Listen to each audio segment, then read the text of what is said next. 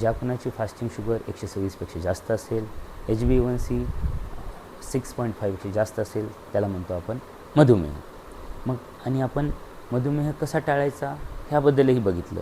सगळ्यात महत्त्वाचं मी तुम्हाला सांगितलं की प्री डायबिटीज स्टेजमध्ये जर मधुमेह ओळखता आला तर कोणत्याही गोळ्याची पण गरज पडत नाही. फक्त आणि फक्त आहारातील बदलावरच तुमचं डायबिटीज होण्यापासून तुम्ही रोखू शकता. पण जर तुम्ही आहारामध्ये बदल नाही केले, व्यायाम नाही केला, जीवनशैलीमध्ये बदल नाही केले तर मग सुरू होतो फ्रँक डायबिटीज आणि मग तुम्हाला घ्यावं लागतात आयुष्यभर गोळ्या. त्यामुळे प्री डायबिटीज स्टेजला जर तुम्ही असाल तर तुम्ही प्रामुख्यानं वॉकिंग, रनिंग किंवा स्विमिंग करा.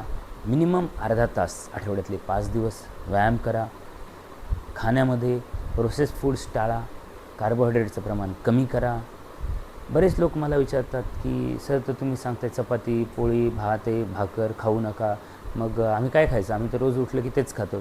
लक्षात ठेवा मित्रांनो, आपल्या थाळी ही कशी असली पाहिजे ह्याच्या guideline ICMR Indian council of medical रिसर्चने दिलेले आहेत. त्यांचं म्हणणं आहे की कमीत कमी थाळीचा अर्धा भाग हा असला पाहिजे तुमचं व्हेजिटेबल्स आणि फळं, पालेभाज्या आणि फळं हे तुम्हाला देणार आहेत तुमचे विटॅमिन्स, मिनरल्स आणि फायबर, जे की तुमचं वजन नियंत्रणात ठेवेल.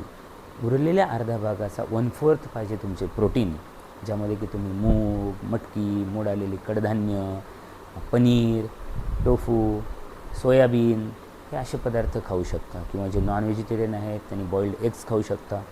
अंडे उकडायचे आहेत आणि त्याचा पांढरा भाग खायचा आहे. किंवा मासे खाऊ शकता.